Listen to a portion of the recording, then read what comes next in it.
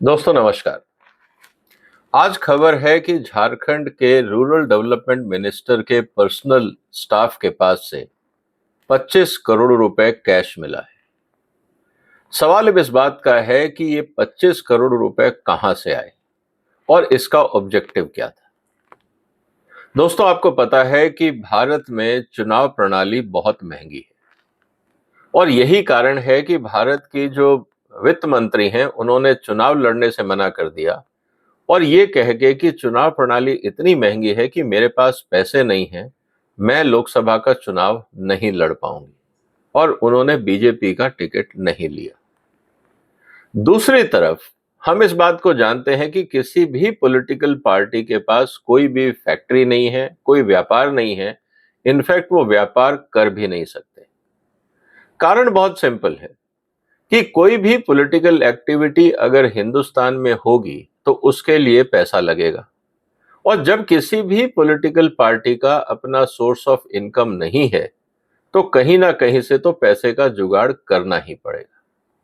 और आप सबको पता है हिंदुस्तान में शायद ही कोई ऐसा व्यक्ति होगा जिसको नहीं पता होगा कि पॉलिटिकल चंदा कैसे इकट्ठा होता है। और आज तक हिंदुस्तान में जिस तरह से एक्सपेंसेस बढ़ते जा रहे हैं पॉलिटिशियंस के, हमें ये पता है कि जो भ्रष्टाचार है वो भी बढ़ता जा रहा है। ये बात अलग है कि भ्रष्टाचार के काम करने के तरीके बदल गए, लेकिन क्या भ्रष्टाचार रुक गया है? अगर ऐसा होता तो इलेक्शन फंडिंग में जो इतना पैसा लगता है वो कहां से आता? आज सवाल इस बात का है। तो दोस्तों आगे बढ़ने से पहले आज हम चर्चा करेंगे कि किस बात को लेकर हमें चिंतित होना चाहिए कि सुप्रीम कोर्ट ने जो इलेक्टोरल बॉन्ड को स्क्रैप किया था, क्या वो सही कदम था? आज सवाल ये है। आगे बढ़ने से पहले आपसे निवेदन है कि आप इस वीडियो को शेयर करें, इस चैनल को सब्सक्राइब करें। दोस्तों जब इलेक्टोरल बॉन्ड को सुप्रीम कोर्ट ने स्क्रैप किया था तो दो तीन बातें कही थी, पहले हम उसको दोहराएंगे और उसके बाद ये देखेंगे कि क्या ये सुप्रीम कोर्ट का फैसला सही था। मैंने इस पे एक डिटेल वीडियो बनाया था 16 फरवरी 2024 को।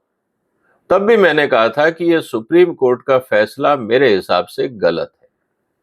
आपको इलेक्टोरल बॉन्ड्स में सुधार करना चाहिए था, ना कि उनको स्क्रैप करना चाहिए था। आपको जो कमियां लगती थी एज ए सुप्रीम कोर्ट, आप उनमें सुधार करते, डायरेक्शंस देते कि कौन कौन सी जानकारी पब्लिक डोमेन में आएगी। आपने इलेक्टोरल बॉन्ड को बैन करके, स्क्रैप करके, इनफैक्ट पूरा का पूरा चुनावी जो समीकरण है उसको ब्लैक मनी के हवाले कर दिया। अब जो मुद्दे थे जिस कारण से सुप्रीम कोर्ट ने जो इलेक्टोरल बॉन्ड थे उनको जो स्क्रैप किया, उन पे हमें दोबारा एक बार नजर डालनी चाहिए। सबसे पहला इंपॉर्टेंट पॉइंट ये था कि information about funding of political party is essential for effective exercise of the choice of voting. किस आदमी को या किस पार्टी को कितना फंडिंग मिला, ये वोटर्स को जानना जरूरी है ताकि वो ये बता सके कि उनको किसको वोट देना है। उनका जो वोटिंग बिहेवियर है उस पर इसका असर पड़ेगा। दोस्तों आप इस बात को समझिए कि अपने आसपास और आपके परिवार में भी जब आप वोट देने जाते हो तो आप क्या चर्चा करते हो? आप राम मंदिर की चर्चा करते हो, आप कास्ट की चर्चा करते हो, आप रिजर्वेशन की चर्चा करते हो, डेवलपमेंट की चर्चा करते हो, फ्री बीज की चर्चा करते हो, या आप ये चर्चा करते हो कि किस पॉलिटिकल पार्टी को कितना पैसा मिला और किसने दिया? मैंने तो अपने इंटरैक्शन में कभी भी किसी वोटर से ये नहीं सुना कि उसकी चॉइस इस बात पे डिपेंड करती है कि किस पॉलिटिकल पार्टी को किसने पैसा दी। तो ये जो आर्ग्यूमेंट सुप्रीम कोर्ट में रखा गया था, इसका आधार क्या है ये मुझे नहीं पता। सुनने में और लिखने में ये जरूर अच्छा लगता है कि नहीं, ये बहुत देश की जनता जागरूक है, लेकिन देश की जनता बहुत सिंपल है। वो ये कहती है किससे मुझे फायदा है, हम उसी को वोट देंगे। उसको चंदा कौन दे रहा है, हमको क्या लेना देना। क्योंकि कभी भी जनता ने ये जानने की कोशिश नहीं करी कि जो उनको फ्री बीज मिलते हैं, जो उनको सुविधाएं मिलती हैं, उसका पैसा कहां से आता है। कभी आपने इस बात को जानने की कोशिश करी? जब जनता खुद ही पॉलिटिकल रिश्वत के आधार पे चुनाव में वोट करती है या चुनाव जितवाती है, तो मुझे बताइए कि उस जनता को क्या इस बात से फर्क पड़ेगा कि किस पॉलिटिकल पार्टी को कितना पैसा कहां से मिला? क्योंकि यहां तो वोटर खुद ही अपने स्वार्थ के लिए उसको वोट देता है जहां उसको लगता है उसका फायदा है। तो ये लॉजिक कहीं से कुछ जमा नहीं। लेकिन मुद्दे की बात यह है कि क्या ये राइट ऑफ इंफॉर्मेशन जरूरी है? बिल्कुल जरूरी है। तो सवाल यह है कि फिर स्क्रैप करने की जगह अगर सुप्रीम कोर्ट ये कंडीशन डाल देता कि किसका जो इलेक्टोरल बॉन्ड है किस पार्टी के पास गया, हर 3 महीने में या साल भर के बाद में जैसे बैलेंस शीट होती है, उस तरह से एसबीआई को वो बैलेंस शीट जारी करनी चाहिए कि किस पार्टी को कहां से कितना पैसा मिला। मेरे ख्याल से इलेक्टोरल बॉन्ड को स्क्रैप करने की जरूरत नहीं थी, आपको इंफॉर्मेशन देनी थी, इंफॉर्मेशन मिल जाती। लेकिन इलेक्टोरल बॉन्ड को स्क्रैप करके आपने वो मौका खो दिया। At a primary level, political contribution give a seat at the table to contributors. It enhances access to legislators. दोस्तों, मुझे ये बताइए कि इलेक्टोरल बॉन्ड से पहले जब देश में चुनावी चंदा इकट्ठा होता था तो क्या पॉलिटिशियन और बिजनेस ऑर्गेनाइजेशंस में क्या साठगांठ नहीं थी? या अब इलेक्टोरल बॉन्ड को स्क्रैप करने के बाद ये जो कंसर्न था क्या ये एड्रेस हो गया? मुझे नहीं लगता। इनफैक्ट ये कंसर्न और ज्यादा हो गया। पहले तो जो कॉर्पोरेट्स थे उनके पास एक बहाना होता था कि देखिए हमारे को बैलेंस शीट में दिखाना पड़ेगा कि हमने कितना कॉर्पोरेट बॉन्ड दिया, तो हम ज्यादा फंडिंग नहीं कर पाएंगे। तो पॉलिटिकल पार्टीज को दबाव, जो उनका दबाव पड़ता था कॉर्पोरेट्स पे, उनको बचने के लिए एक रास्ता था। अब तो वो रास्ता भी बंद हो गया। अब तो पॉलिटिकल पार्टीज जो भी सत्ता में होगी या जहां पे भी उनकी दोस्ती होगी, वो अपने करीबी दोस्तों को ये कहेंगे कि यार हमें पैसा दो, और वो लोग भी मना नहीं करेंगे। क्योंकि पिछले 75 साल जब से ये देश आजाद हुआ है, जब भी चुनाव हुए हैं, कंट्रीब्यूशन तो हुआ ही है। और पॉलिटिकल पार्टीज के जो रिलेशनशिप है कॉर्पोरेट से, वो जगजाहिर है, कोई कहने की बात नहीं है। एक समय में बिरला जी खुद कांग्रेस के इंपॉर्टेंट मेंबर हुआ करते थे। तो कहने का मतलब ये है कि पॉलिटिकल पार्टीज और बिजनेस वर्ल्ड का हमेशा क्लोज नेटवर्क पूरी दुनिया में रहा है। भारत कोई अछूता नहीं, और भारत में भी ये कोई नई बात नहीं। इस बात को भी हमें समझना होगा। This access also translates to influence over policy making. देखिए, जहां तक बात है पॉलिसी मेकिंग की, तो पॉलिसी मेकिंग निश्चित रूप से मार्केट कंडीशंस को, आर्थिक स्थिति को, पॉलिटिकल सिचुएशन को देख के बनती रहेंगी और बिगड़ती रहेंगी। मान लीजिए दिल्ली की शराब नीति है, केजरीवाल ने शराब नीति बनाई, किसके कहने पे बनाई और क्यों बनाई? साउथ ग्रुप या जो शराब माफिया था उसके साथ और केजरीवाल और आम आदमी पार्टी का जो नेक्सस था, उसका आउटकम क्या था? पॉलिसी बदली। वो बात अलग है कि जब इन्वेस्टिगेशन शुरू हुए तो उस पॉलिसी को स्क्रैप किया गया, और आज हालत यह है कि सारे मंत्री लगभग जेल में हैं जो भी उस पॉलिसी से संबंधित थे। लेकिन अगर हम ये कह दें कि भाई कट्टर ईमानदार लोग भी अगर ये कह रहे थे कि वो पॉलिटिकल फंडिंग नहीं लेंगे कॉर्पोरेट से, और देश के करीब 30 राजनेताओं को उन्होंने 2014 में लिस्ट जारी करके कहा था कि ये सब भ्रष्ट नेता, इनको जेल में होना चाहिए, और बाद में उन्हीं के साथ गठबंधन करके चुनाव लड़ रहे हैं, तो ये बात तो बहुत क्लियर है कि बगैर पैसे के राजनीति नहीं होती। अब सोर्स ऑफ फंडिंग क्या है, मुद्दा इसको लेके। There is also a legitimate possibility that financial contribution to a political party would lead to quid pro quo arrangement because of the close nexus between money and politics.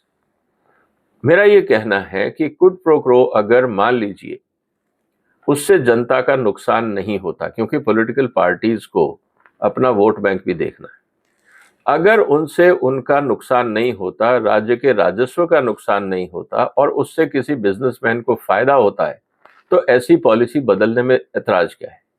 उदाहरण के लिए कि आज आप एक फैक्ट्री लगा रहे हैं और आपने एक लंबी चौड़ी प्रक्रिया बना दी कि आपको बिजली का कनेक्शन चाहिए तो आपको ये 25 फॉर्म 20 जगह से एनओसी लाके जमा कराना होगा, और आपको पता है कि हिंदुस्तान में कोई भी एनओसी या कोई भी अप्रूवल बगैर पैसे के नहीं मिलता है। अगर सरकार ने उस 20 में से 15 एनओसीज को स्क्रैप कर दिया और इससे देश में उदाहरण के लिए $1 बिलियन का इन्वेस्टमेंट बढ़ गया, किसका नुकसान हुआ?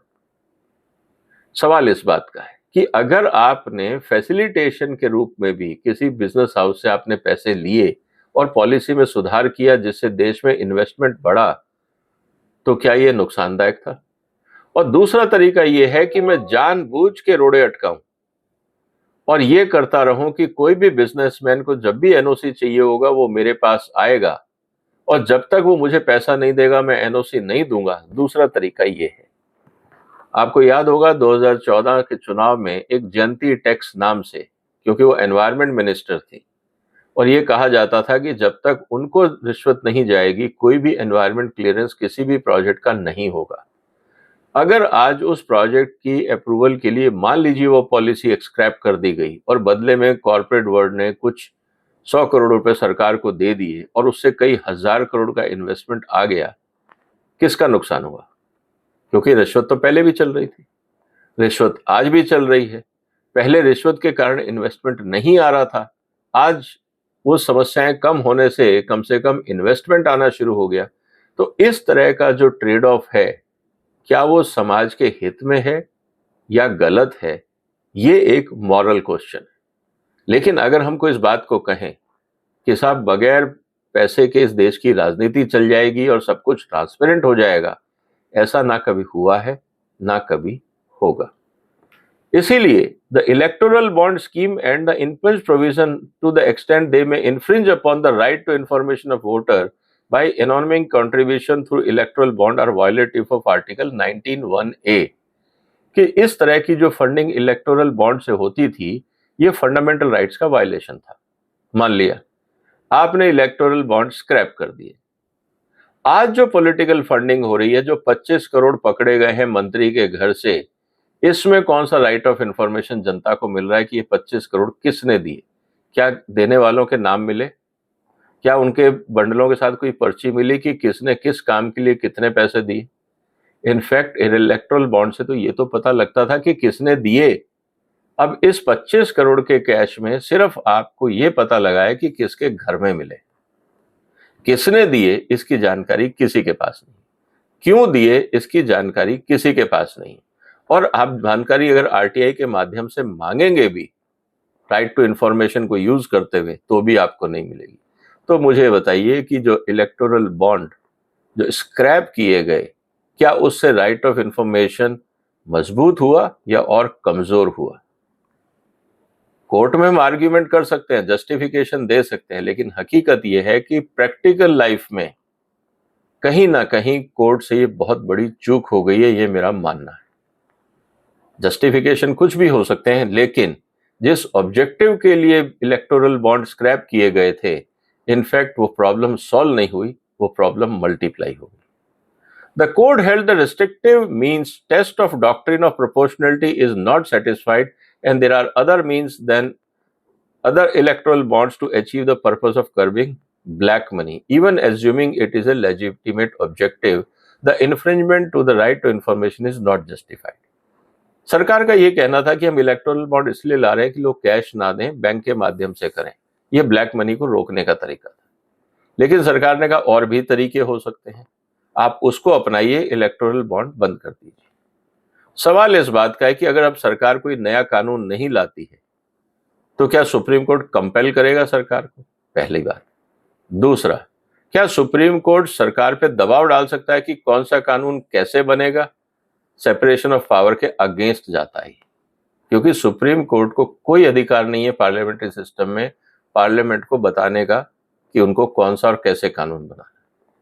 तीसरी बात, अगर ये इतना ही कंसर्न था, ट्रांसपेरेंसी की ही बात थी, तो जो एक इंस्ट्रूमेंट आपके पास था इलेक्टोरल बॉन्ड का, आप उसी में ही सजेशन दे देते और वो मैंडेटरी कर देते, तो मुझे लगता है कि जो ऑब्जेक्टिव था इलेक्टोरल बॉन्ड को लाना और ब्लैक मनी को कर्ब करने का, वो दोनों पूरे हो जाते। उदाहरण के लिए अगर हम इसी जजमेंट में ये लिख देते कि जो भी बैंक है, जैसा मैंने कहा कि हर 3 महीने में या 6 महीने में, 1 साल में पूरी बैलेंस शीट जारी करेगा, किसने बॉन्ड खरीदे और किसने एनकैश कराए। पहली बात। दूसरा सबसे बड़ी बात, जो भी कंपनी इस तरह का इलेक्टोरल बॉन्ड लाएगी या देगी, उसको अपनी बैलेंस शीट में डिक्लेयर करना होगा कि उन्होंने कितने हजार के या कितने करोड़ के आपने इलेक्टोरल बॉन्ड लिए और बेचे या कंपनियों या पॉलिटिकल पार्टीज को दिए। इसको आप कर सकते थे। तीसरा सबसे बड़ी बात आप ये कर सकते थे कि किसी भी तरह का इलेक्टोरल प्रोसेस में खर्चा होता है, जो भी पॉलिटिकल पार्टी करती हैं, वो बगैर बैंक की, या तो वो डिजिटल पेमेंट करेंगी या बैंक के थ्रू पेमेंट करेंगी। किसी भी वेंडर को अगर किसी भी रूप में कैश ट्रांजैक्शन किया गया, उसको इलेक्शन प्रोटोकॉल के अगेंस्ट माना जाएगा, मॉडल कोड ऑफ कंडक्ट के अगेंस्ट माना जाएगा और उस पार्टी पे और उसके ऑफिस बेयरर्स पे कार्रवाई होगी, क्रिमिनल केस होगा। मुझे लगता है अगर ये 2-3 सुझाव भी सुप्रीम कोर्ट इंक्लूड कर लेता और इलेक्टोरल बॉन्ड स्क्रैप नहीं करता, तो काफी हद तक ब्लैक मनी अकाउंट फॉर हो जाता। और जो लोग अभी कैश ट्रांसफर करते हैं अपने वेंडर्स को, जैसा हमने गोवा इलेक्शन में देखा केजरीवाल को, उन्होंने हवाला तक का इस्तेमाल किया। तो अगर इसको आप इलेक्टोरल बॉन्ड को ही स्ट्रेंथन कर देते और सारी इलेक्टोरल फंडिंग को आप बैंकिंग सिस्टम या डिजिटल पेमेंट के माध्यम से करते, तो काफी हद तक ब्लैक मनी कंट्रोल में आ जाता है। लेकिन हमने सुधार करने की जगह, आगे बढ़ने की जगह अपने आप को पीछे धकेल दिया। क्या सुप्रीम कोर्ट को इस तरह के फैसले जमीनी हकीकत को इग्नोर करते हुए लेने चाहिए? ये एक बड़ा सवाल है। दोस्तों, आपका क्या कहना है इस मुद्दे पे कि आज जिस तरह से 25 करोड़ का कैश मिला, पहले हमने 300 कुछ करोड़ का कैश देखा उड़ीसा में, इसी तरह से यूपी में, इसी तरह से कर्नाटक में हजारों करोड़ रुपए इकट्ठे हुए हैं कैश के, ये सब ब्लैक मनी था। सवाल इस बात का है कि क्या इलेक्टोरल बॉन्ड को दोबारा लाना जरूरी है विद सुटेबल मॉडिफिकेशंस, या बगैर इलेक्टोरल बॉन्ड से हम राजनीति अच्छी कर पाएंगे? आपका क्या कहना है दोस्तों कि क्या सुप्रीम कोर्ट ने जल्दबाजी में एक एरर कर दी या सुप्रीम कोर्ट का फैसला सही है? आपकी क्या विचार है? आप कमेंट बॉक्स में लिखिए। फिर मुलाकात होगी एक और महत्वपूर्ण मुद्दे के साथ। तब तक आप इस वीडियो को शेयर कर लीजिए, इस चैनल को सब्सक्राइब कर लीजिए। फिर मिलेंगे, तब तक वंदे मातरम।